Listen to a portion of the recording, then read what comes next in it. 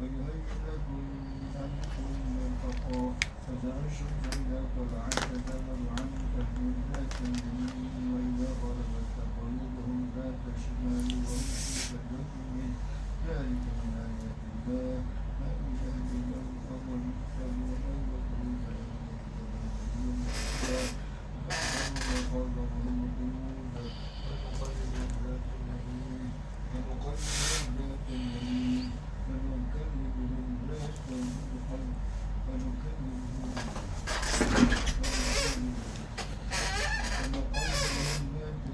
بسم الله الرحمن الرحيم الحمد لله رب العالمين والصلاة والسلام على أشرف الأنبياء والمرسلين سيدنا محمد وعلى آله وصحبه أجمعين. Alhamdulillah, we begin our lesson by praising Allah subhanahu wa ta'ala for this opportunity for us to continue in the book of Adab Suluk al-Murid and also Muqaddimah Hadramiyah.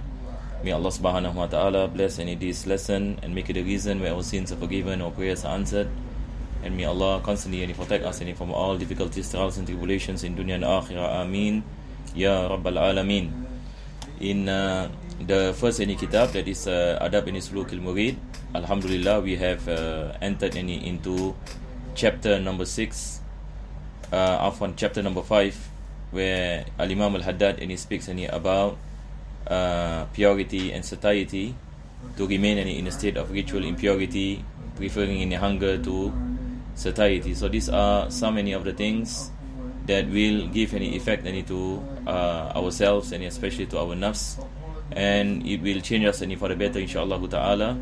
And it is one of the practices of our pious and predecessors in the path to Allah subhanahu wa ta'ala, to purify our hearts and souls.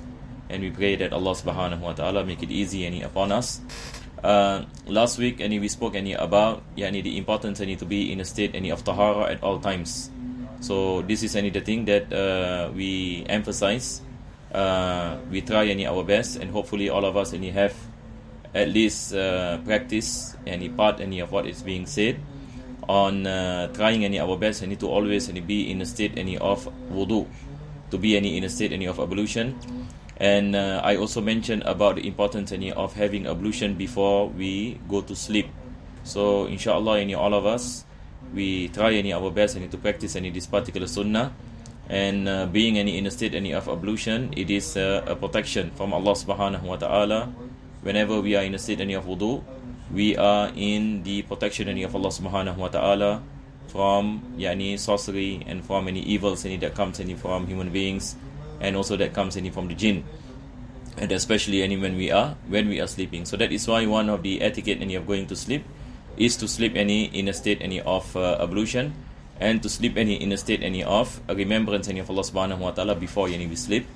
And it is a sunnah for us to recite the dua Bismika Allahumma ahya wa amutu, and to read what we can from the Quran, especially the Mu'awwidhatain, Suratul Ikhlas for example, or Ayatul Kursi for example. There are people who recite Ayatul Kursi, or we recite the three Qul.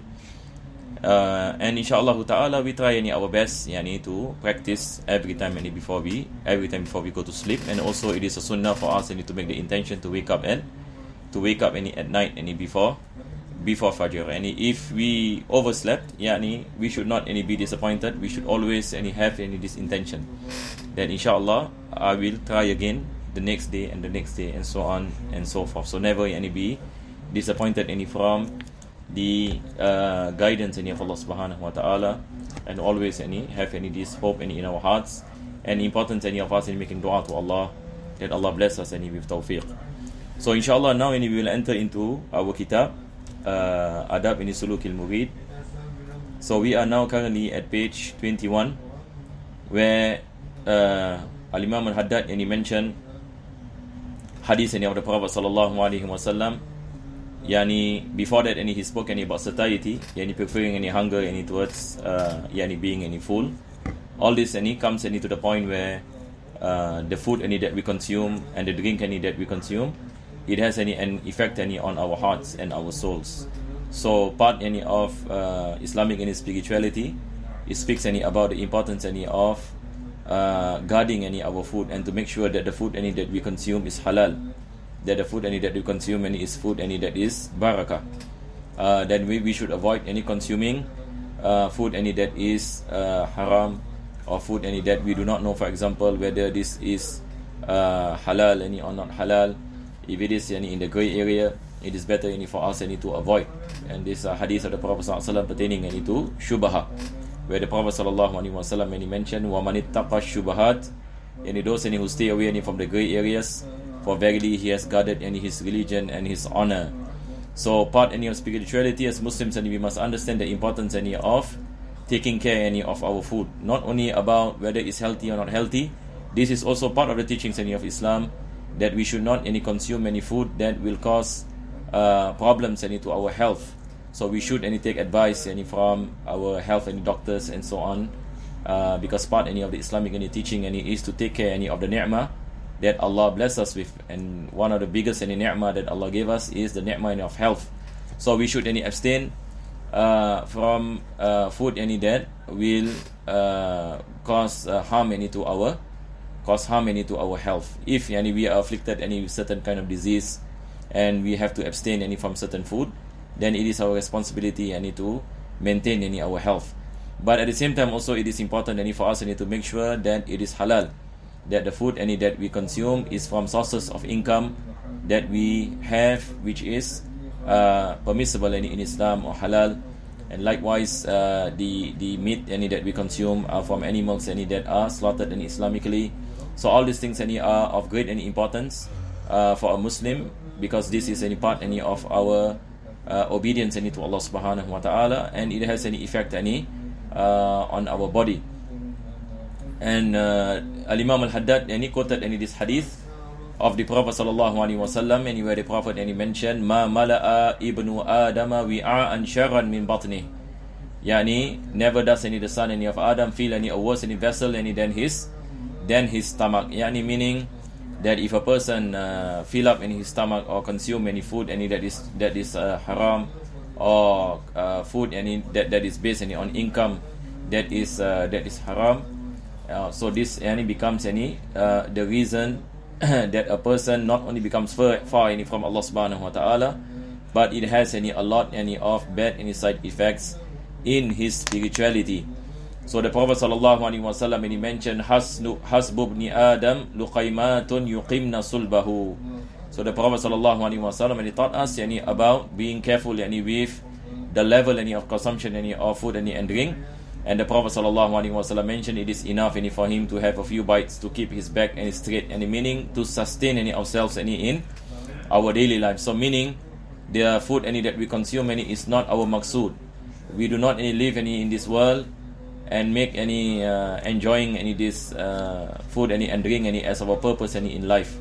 The food and the drink is a reason then we are able to stay alive, and our main purpose is to attain the pleasure of Allah subhanahu wa ta'ala.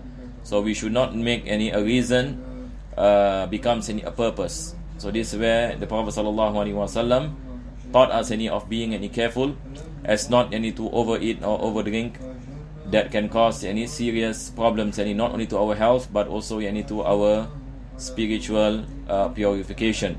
May Allah subhanahu wa ta'ala bless us with tawfiq. So the Sahaba radiallahu anhum, what they used to do is they stop before they come to a state of fullness, and they only eat when they are hungry. So we try our best to abstain from eating excessively, or coming to a state of extreme fullness to such an extent that people can fall sick, or people can vomit for example, and having difficulties to get up, and so on and so forth. So all these things is not appropriate for a believer. So we should be careful on the type of food that we eat, on the state of the food that we eat, and also the quantity of the food that we consume. So this is the prophetic advice. The Prophet ﷺ mentioned, فَإِنْ كَانَ لَا مَحَالَةً فَثُلُثٌ لِطَعَامِهِ وَثُلُثٌ لِشَرَابِهِ وَثُلُثٌ لِنَفَسِهِ. So the Prophet ﷺ, when he mentioned, if he has to to consume any food and drink, then let him give 1/3 of it to his food, 1/3 to his drink, and 1/3 to his breath. So the Prophet ﷺ taught us that our stomach or our digestive system, and it is divided into 3 parts. One is for the food, the other one is for drinks, and the other one is for air. So these are the 3 vessels, or the 3 things that are present in our body. And subhanallah, if we study biology, then we will understand that the place where we breathe in air is a different organ altogether. Then the place that we store our food, and likewise pertaining to the drink. And if we study about the human digestive system, you will be amazed. You will see miracles. Allah subhanahu wa ta'ala, He created our digestive system that is so complex that even modern technology do not have the ability to digest such foods to such a kind of digestion that we experience in our bodies. All this shows the greatness of Allah subhanahu wa ta'ala.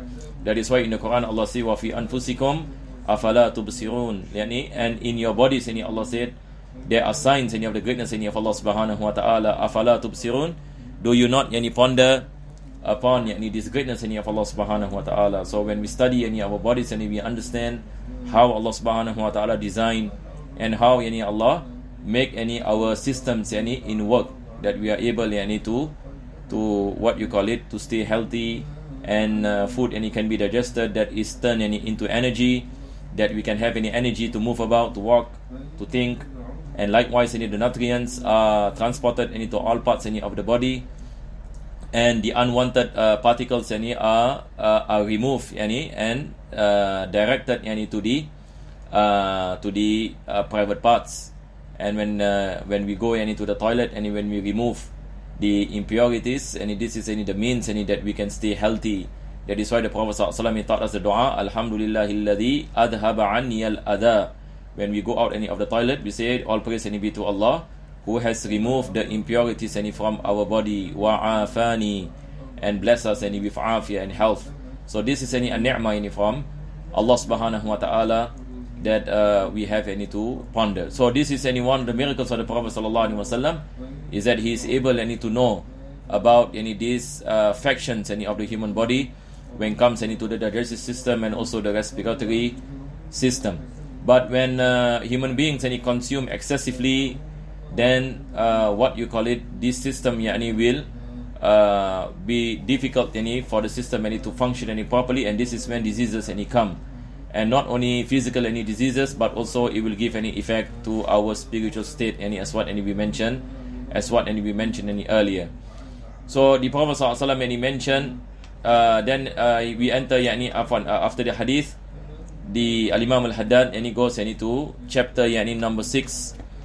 After he spoke about purity and satiety, to be in a state of tahara, and likewise to be careful, or to be always cautious about our food consumption, in terms of halal, in terms of the food of barakah, in terms of the quality of food, in terms of the quantity. Islam speaks about all of these aspects. We pray that Allah subhanahu wa ta'ala bless us with the ability to practice what we have learned. Ameen ya Rabbal Alameen.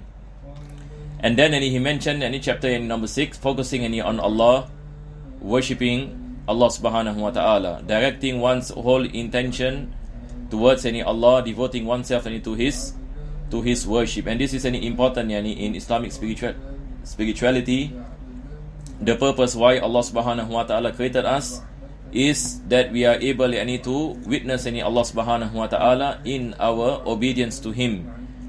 This is based on the hadith of the Prophet ﷺ, when he was asked, akhbirni anil ihsan, inform me about ihsan. The Prophet ﷺ mentioned, al-ihsanu an ta'budallaha ka'annaka tarah.